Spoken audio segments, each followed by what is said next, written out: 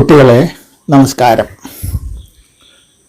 വാങ്മാധുര്യാൽ സർവലോകപ്രിയത്വം, വാക്പാരുഷ്യാൽ സർവലോകപ്രിയത്വം. Kim വാ ലോകേ കോകിലേനോപകാര, Kim വാ ലോകേ ഗർദഭേനാപകാര എന്നൊരു ശ്ലോകമുണ്ട്. മധുരമായ വാക്ക് പറയുന്നവരെ ലോകത്തിൽ എല്ലാവർക്കും ഇഷ്ടമാണ്. വാക്ക് പരുഷമായാൽ ആളുകൾക്ക് അപ്രിയവും ആവും. കുയിലിനെ കൊണ്ട് ലോകത്തിന് എന്താ ഉപകാരമുള്ളത്? എൻ്റെ ശബ്ദം മാത്രമല്ലേ പറയാനുള്ളൂ. അതുപോലെ ഈ കഴുതകളെ കൊണ്ട് ലോകത്തിന് വേറെന്താ അപകാരം ഉള്ളത്, അത് ഉപദ്രവമുള്ളത്? ശബ്ദം കുറച്ച് അപകടം അല്ലാതെ കണ്ട് വേറൊരു അപകടമില്ല. എങ്കിലും ആൾക്കാർക്ക് അത് ഇഷ്ടമല്ല എന്നർത്ഥം.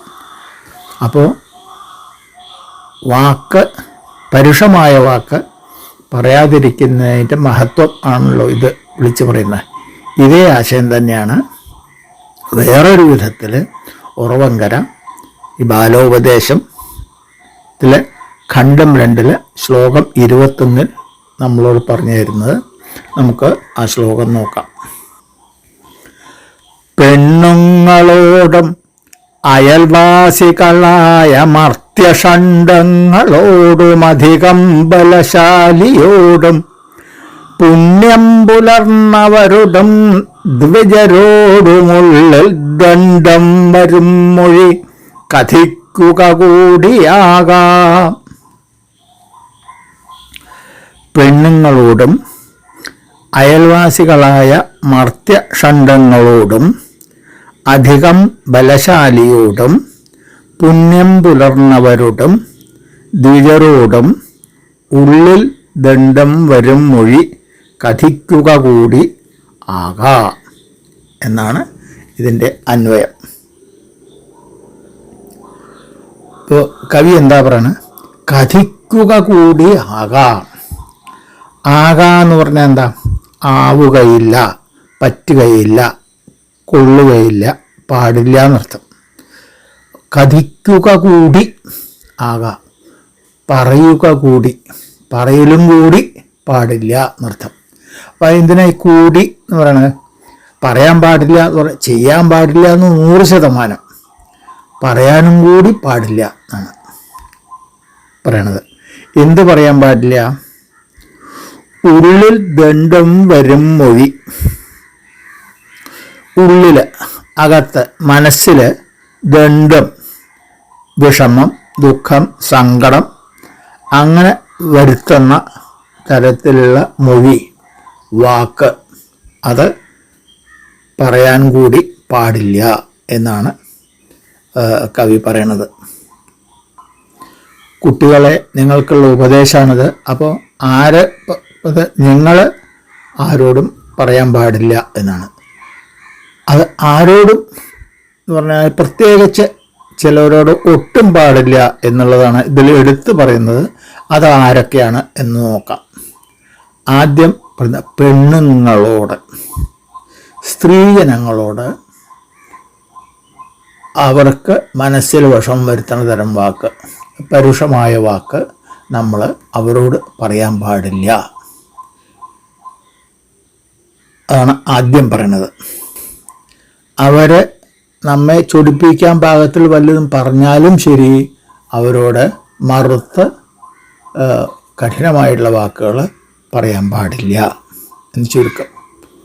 അതുപോലെ തന്നെ അയൽവാസികളായ മർത്യഷണ്ഡങ്ങളോട്, അയൽവാസികൾ തൊട്ടടുത്ത് താമസിക്കുന്ന ആൾക്കാരെന്നർത്ഥം. കാരണം അവർ എന്നും കാണേണ്ട കൂട്ടരാണ്, ഇടയ്ക്കിടയ്ക്ക് നമുക്ക് കണ്ട് മുട്ടേണ്ട ആൾക്കാരാണ്. അങ്ങനെയുള്ള മർത്യഷണ്ഡങ്ങൾ, മർത്യസമൂഹം, ആൾക്കാർ അർത്ഥം. ഒരു വലിയ കൂട്ടുണ്ടാവും, ഒരു ആൾക്കാരുണ്ടാവും നമ്മുടെ സമുദായത്തിൽ. അടുത്ത് പെരുമാറുന്ന ആൾക്കാർ, അവരായിട്ട് ഈ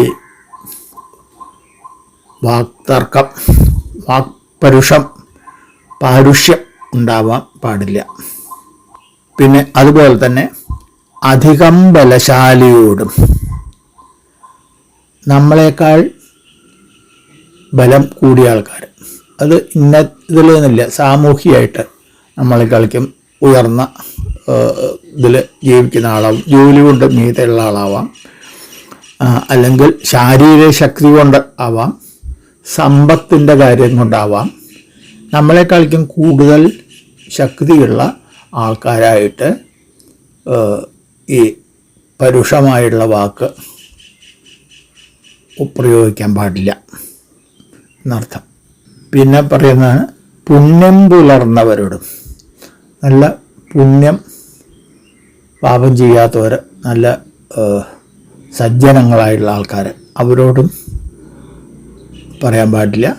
അതുപോലെ ദ്വിജരോടും, ദ്വിജൻ എന്ന് പറയണമെങ്കിൽ 2 ജന്മമുള്ള ആൾ, അതായത് വേദാഭ്യാസമൊക്കെ കഴിയുമ്പോഴാണ് 2ാമത്തെ ജന്മം ആവണത്. അപ്പം അത് ബ്രാഹ്മണൻ എന്നർത്ഥം. അപ്പോൾ ബ്രാഹ്മണൻ എന്ന് പറഞ്ഞാൽ ആരാ? ബ്രഹ്മത്തെ അറിയുന്ന ആളാണ്, അറിവുള്ള ആൾ.